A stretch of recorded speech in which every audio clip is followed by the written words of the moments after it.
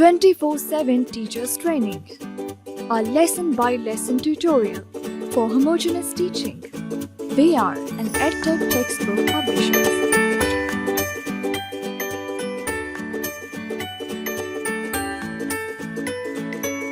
بسم اللہ الرحمن الرحیم۔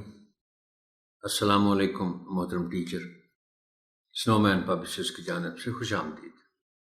یہ سیشن 5ویں جماعت کی اردو کے باب نمبر 11 پر ہے، جو کہ ایک نثری عبارت پر مشتمل ہے۔ عنوان ہے پیشے۔ آئیے ایک نظر ڈالتے ہیں حاصلات تعلم پر۔ سبق کی تکمیل کے بعد طلبہ اس قابل ہو جائیں گے کہ متن کو تفہیم، درست تلفظ اور ادائی سے پڑھ سکیں۔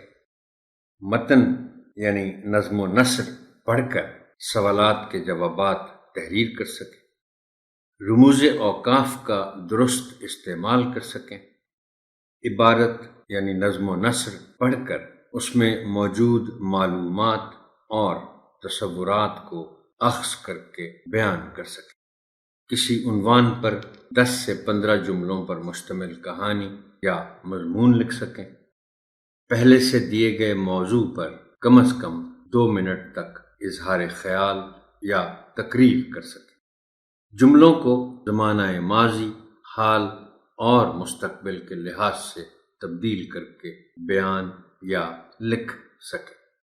بچوں کو عبارت کے عنوان تک لے جانے کے لیے اور ان کی کتابیں کھلوانے سے پہلے آپ ایک موضوع تمہید اٹھائیں گے، عبارت کے عنوان کا اعلان کریں گے اور پھر کتابیں کھلوائیں گے۔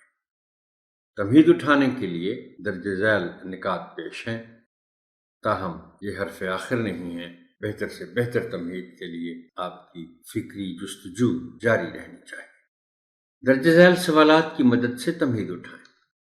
پہلا سوال ہے، آپ کے گھروں میں مرمت وغیرہ کے کام کرنے کے لیے کس قسم کے لوگ آتے رہتے ہیں؟ یہ معمول کی بات ہے محترم ٹیچر، بچے ظاہر ہے دیکھتے ہیں، اور یہ چونکہ 5ویں جماعت کے بچے ہیں وہ ظاہر ہے نوٹ کرتے ہیں، بلکہ بعض اوقات اس طرح کے کاموں میں کسی حد تک شریک بھی ہوتے ہیں، تو وہ ضرور آپ کو اس سوال کے جوابات دیں گے۔ کون کون سے لوگ آتے رہتے ہیں گھروں میں، جیسے کوئی الیکٹریشین ہو گیا، کوئی پلمبر ہو گیا، وغیرہ وغیرہ وغیرہ۔ پیشہ کسے کہتے ہیں؟ آپ ان کی مدد کرتے ہوئے کہہ سکتے ہیں کہ پروفیشن جس کو کہتے ہیں وہ اردو میں پیشہ کہلاتا ہے، اور اس کا یہ جواب بھی ہے کہ جو کام کوئی شخص آمدنی حاصل کرنے کے لیے کرتا ہے باقاعدگی کے ساتھ، وہ اس کا پیشہ ہوتا ہے۔ آپ بڑے ہو کر کون سا پیشہ اختیار کرنا چاہتے ہیں؟ مختلف جوابات آئیں گے۔ دنیا میں سب سے زیادہ معزز پیشہ کسے سمجھا جاتا ہے؟ ملے جلے جواب آئیں گے، کوئی ڈاکٹر کہے گا، کوئی کچھ کہے گا، مگر دنیا میں آپ ان کو بتائیں گے کہ دنیا میں سب سے زیادہ معزز پیشہ تدریس کے پیشے کو سمجھا جاتا ہے، ٹیچنگ پروفیشن جس کو کہتے ہیں۔ پھر آپ پوچھیں گے کہ آپ کے رشتہ دار اور جاننے والے کن پیشوں سے منسلک ہیں، اور آخری سوال ہے کہ آپ کا واسطہ زیادہ تر کن پیشہ وروں سے پڑتا ہے۔ اس کا جواب بچے ضرور دے پائیں گے، مگر وہ مختلف پیشوں کا نام لیں گے۔ آپ ان کا جواب سنیں گے تسلی کے ساتھ، اور پھر آپ ان کو بتائیں گے کہ آپ ان کو پڑھانے کیا جا رہے ہیں، یا ہم کہہ سکتے ہیں جیسے لکھا ہوا ہے کہ درجہ بالا سوالات پر مبنی گفتگو کے نتیجے میں بچوں کو باب کے عنوان تک لے جائیں اور انہیں بتائیں وہ جو سبق پڑھنے جا رہے ہیں، جس باب کا آغاز کرنے جا رہے ہیں، اس کا عنوان ہے پیشے۔ تمہید کے بعد آپ بچوں کو بغور سننے کی تاکید کے ساتھ عبارت کی قرأت کریں۔ آپ کے لیے میں قرأت کرتا ہوں۔ پیشے۔ ہر شخص اپنی اور اپنے خاندان کی ضروریات پوری کرنے کے لیے کسی نہ کسی روزگار سے وابستہ ہو کر روزی کماتا ہے۔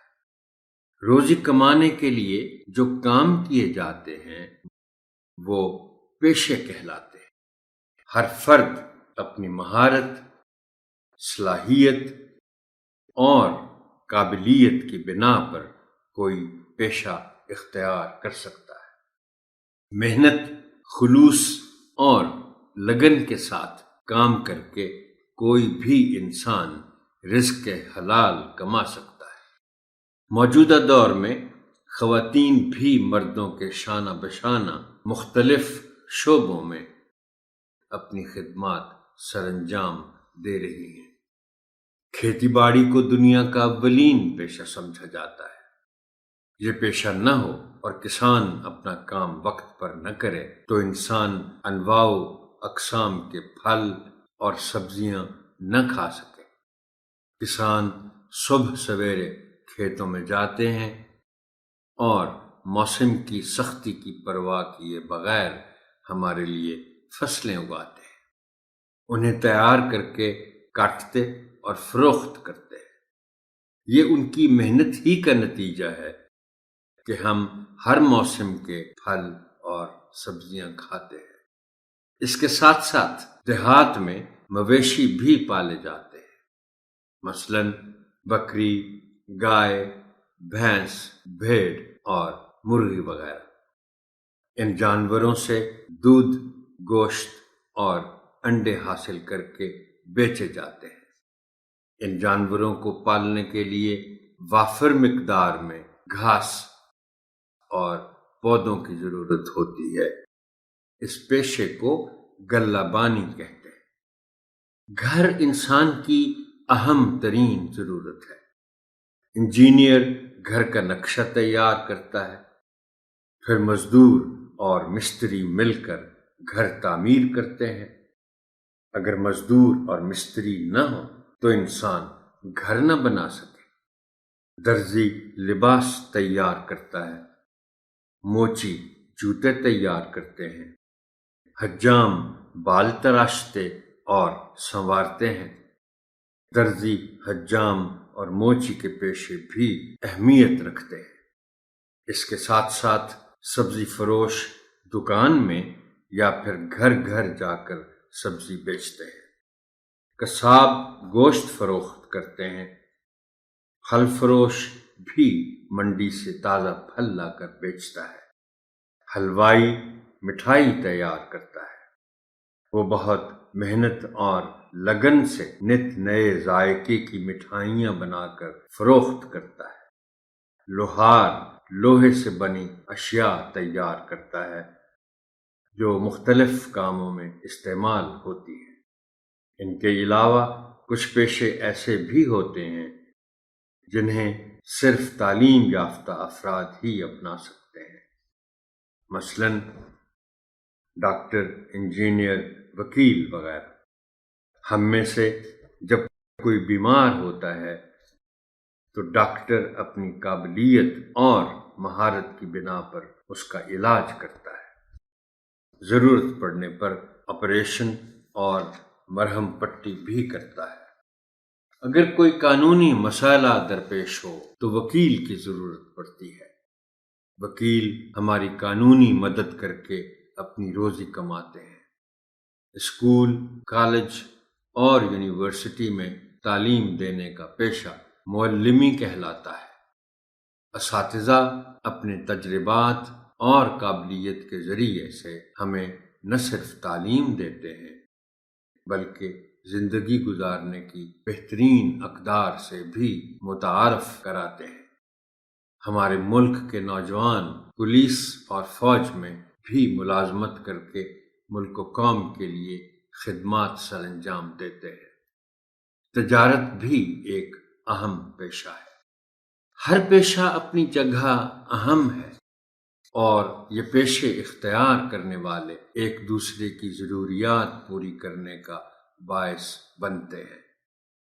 دنیا میں جتنے بھی انبیاء کرام علیہم السلام تشریف لائے، انہوں نے نہ صرف محنت اور رزق حلال کی تلقین فرمائی بلکہ خود بھی محنت کر کے دوسروں کے لیے مثال قائم کی۔ اب طلباء سے باری باری عبارت کی قرأت کروائیے، مناسب وقفوں میں تلفظ کی درستی کیجیے اور صحیح تلفظ کی ادائی کی مشق بھی کروائیے۔ اس ضمن میں درج ذیل الفاظ آپ کی خاص توجہ چاہیں گے۔ خلوص خے پر پیش ہے۔ عام طور پر خے کو اس لفظ میں زبر کے ساتھ پڑھ دیا جاتا ہے، احتیاط لازم ہے۔ خلوص ہے یہ لفظ۔ اولین واو پر شد کے ساتھ زبر ہے، اس شد کو نمایاں کر کے پڑھا جانا چاہیے۔ اس کو اولین کہنا غلط ہوگا۔ درست تلفظ اس لفظ کا ہے اولین۔ تیار عام استعمال ہونے والا لفظ ہے، لیکن ہم اس میں یہ کی شد کو غائب کر دیتے ہیں۔ عام طور پر تیار پڑھ دیا جاتا ہے، تے پر زبر، یہ پر شد۔ درست تلفظ ہے تیار۔ وافر ہم پڑھ جاتے ہیں، میں خود اس غلطی کا مرتکب ہوتا ہوں۔ اس متن میں بھی مجھے شک پڑ رہا ہے کہ میں اس کو وافر بول گیا تھا، وافر ہے۔ اور میں پھر وہی بات کروں گا محترم ٹیچر کہ ایک دفعہ کسی لفظ کے درست تلفظ کے سامنے آنے کا مطلب یہ نہیں ہوتا کہ اس کے بعد آپ اس کو غلط بولیں گے ہی نہیں۔ ضرورت صرف اتنی ہے کہ ہم یاد رکھنے کی کوشش کریں، اور جب بھی کوئی ایسا لفظ ہمارے سامنے آئے دوبارہ سے تو ہمیں یاد آ جائے کہ اس کا درست تلفظ ہم نے کیا پڑھا تھا۔ سو یہ وافر ہے، وافر نہیں۔ حجام جیم پر شد کے ساتھ بولا جانا چاہیے۔ اسی طرح قصاب ہے۔ ہم یہ دونوں الفاظ شد کے بغیر بولنے کے عادی ہیں عام طور پر۔ حجام ہے، قصاب ہے۔ قابلیت، اب اس میں بھی جو خاص نقطہ ہے وہ بے کے نیچے زیر ہے۔ میں خود اس کو غلط پڑھتا ہوں، قابلیت پڑھ دیتا ہوں، قابلیت۔ امید ہے اب شاید میں نہیں پڑھوں گا اس کو غلط۔ قابلیت، چونکہ لفظ قابل ہے، کابل تو پھر ایک شہر کا نام ہے۔ مرہم، یہ لفظ بھی ہم غلط بولتے ہیں، مرم پڑھ جاتے ہیں، مرہم۔ معلم ہے، اس کو یاد رکھیے گا محترم ٹیچر، اور بچوں کو بھی بتائیے گا کہ لام کے اوپر شد تو بول دی جاتی ہے، مگر اس کے نیچے جو زیر ہے اس کی بجائے عام طور پر زبر کے ساتھ بول دیا جاتا ہے لام۔ سو ہمیں یاد رکھنا ہے کہ یہ لفظ معلم اور اس سے پھر معلمی، لام کے نیچے زیر ہے۔ اساتذہ، تے کے نیچے زیر کا خیال رکھا جانا چاہیے، ہم اس کو اساتذہ پڑھ جاتے ہیں۔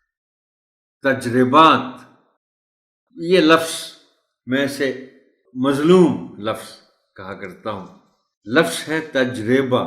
ہم اسے پڑھتے کیسے ہیں محترم ٹیچر آپ کو بھی معلوم ہے، لیکن آپ خود بھی، میں بھی احتیاط کرتا ہوں، اب بچوں کو بھی بتائیے گا کہ ہم عام طور پر اس کو تجربہ پڑھتے ہیں۔ تجربہ بالکل غلط ہے۔ تجربہ اور تجربات، یہ ہے اس کا درست تلفظ۔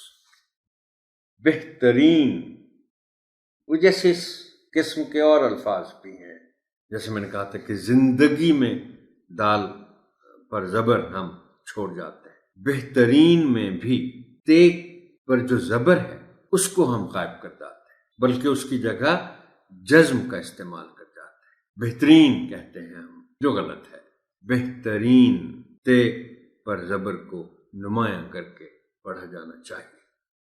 متعارف، محترم ٹیچر میں آپ کو یقین کیجئے ایک ذاتی تجربے سے آگاہ کرنا چاہتا ہوں۔ یہ لفظ میں ہمیشہ غلط بولا کرتا تھا، میں بلکہ اس کو پڑھا کرتا تھا متعارف، یعنی ڈبل غلطی کے ساتھ۔ لیکن کچھ مجھے ظاہر ہے ایک ایڈوانٹیج بھی ہے، فائدہ بھی ہے کہ میں چونکہ گفتگو کرتا ہوں اساتذہ کے ساتھ تلفظ کے بارے میں، تو الفاظ سامنے آتے رہتے ہیں، لیکن میں صرف آپ کو یہ بتانا چاہتا ہوں کہ میں اب یہ جو لفظ ہے متعارف، اس کو میں عادتاً صحیح بولتا ہوں، اس لیے کہ شعوری کوشش تو ہوتی ہی ہے، مگر ایک سے زیادہ مرتبہ اب سامنے یہ لفظ آتا ہے تو مجھے یاد آ جاتا ہے کہ یہ لفظ متعارف ہے، جیسے مترادف ہے، جیسے متضاد ہے۔ ہم ان دونوں الفاظ کو بھی غلط بولتے ہیں، یعنی مترادف بول جاتے ہیں، متضاد بول جاتے ہیں، اسی طرح یہ لفظ متعارف ہے۔ ملازمت، یہاں بھی زے پر جو زبر ہے ہم اس کو کھا جاتے ہیں۔ تجارت عام طور پر لوگ بول اور پڑھ جاتے ہیں، تے کے نیچے زیر ہے، تجارت۔ طلبہ کو مشکل الفاظ کے معنی بتائیے، سمجھائیے اور تختہ تحریر پر لکھیے۔ آپ کی آسانی کے لیے چند الفاظ اور ان کے معنی ذیل میں پیش کیے جا رہے ہیں۔ روزگار، ذریعہ آمدنی۔ اب دیکھیں نا، یہ آمدنی اب عادت ہو گئی۔ اس لفظ کو، یہ فارسی سے آیا ہے روزگار، تو روزگار بھی کچھ لوگ پڑھتے ہیں اس کو۔ شانہ بشانہ، ساتھ ساتھ، یہ فارسی سے آیا ہے، یہ لفظ مرکب لفظ ہے۔ آپ اگر اس کو الگ الگ کر کے دیکھیں تو پھر یہ لکھا جائے گا 3 لفظوں میں، شانہ، اس کے بعد بے ہے ب، اور پھر شانہ۔ شانہ کے معنی ہے کندھا اور ب کے معنی ہے ساتھ۔ تو مطلب کیا ہوا کہ دیکھیں، شانہ بشانہ کا معنی ہے ساتھ ساتھ، اور جس طرح یہ لکھا ہوا ہے اسی طرح، لیکن آپ اس کو شانہ پھر ب پھر شانہ بھی لکھ سکتے ہیں، لیکن میں آپ کو مطلب بتانا چاہ رہا ہوں ان کو الگ الگ کر کے، کہ کندھے کے ساتھ کندھا ملا کر چلنا، اس کو کہتے ہیں شانہ بشانہ چلنا۔ اولین، سب سے پہلا، وافر، بہت کافی، بلکہ وافر کے معنی میں یہ شامل ہے کہ آپ کی ضرورت پوری ہونے کے بعد بھی کوئی چیز بچ جائے تو وہ وافر ہوتی ہے۔ گلہ بانی، ریوڑ کی رکھوالی، مویشی پالنا۔ باعث، وجہ، انبیاء، نبی کی جمع، پیغمبران۔ یہاں میں محترم ٹیچر آپ کو بتا دوں، آپ آگے بچوں کو ضرور بتائیے گا کہ ایک تو یہ کہ انبیاء کے آخر میں حمزہ اردو میں نہیں لکھا جاتا، کچھ لوگ لکھ جاتے ہیں، وہ درست نہیں ہے۔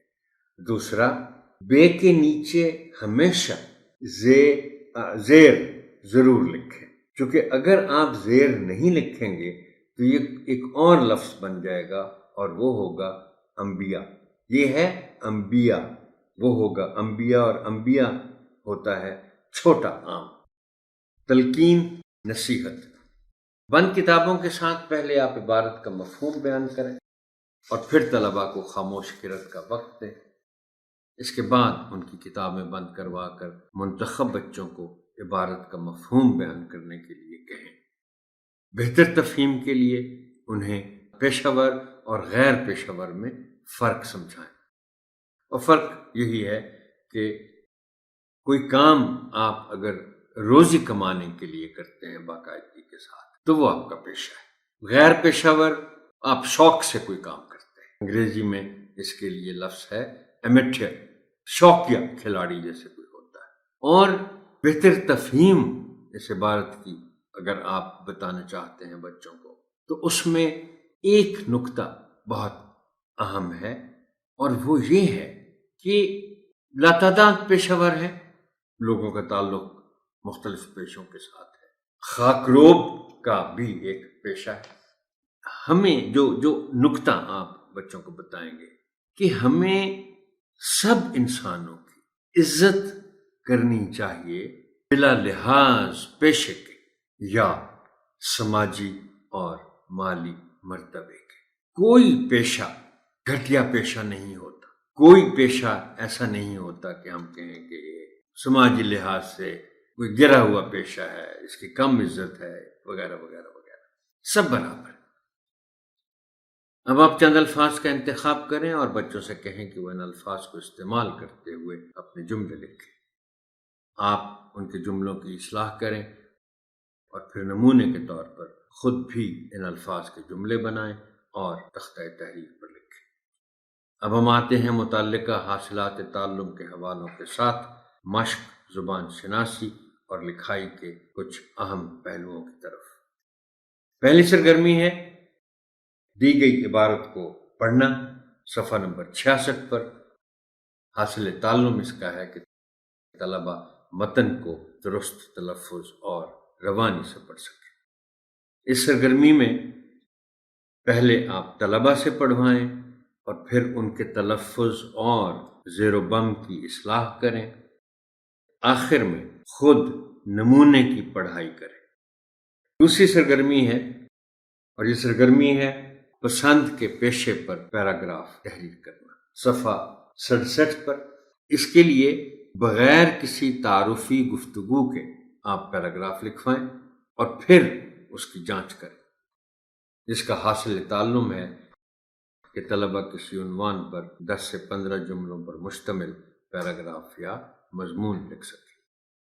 یہ میں اس لیے تجویز کر رہا ہوں محترم ٹیچر کہ چونکہ یہ پوری اس باب کا جو پورا متن ہے وہ پیشوں پر ہے، لہذا وہ جان چکے ہیں، یعنی بچے جان چکے ہیں پیشوں کے بارے میں، اسی حوالے سے پھر وہ اپنی پسند کے پیشے پر ایک پیراگراف لکھیں گے، بعد میں آپ اس کی جانچ کر لیں۔ یہ سیشن یہاں تک ہی محترم ٹیچر، آپ کی سماعت کا شکریہ۔ اللہ حافظ و ناصر۔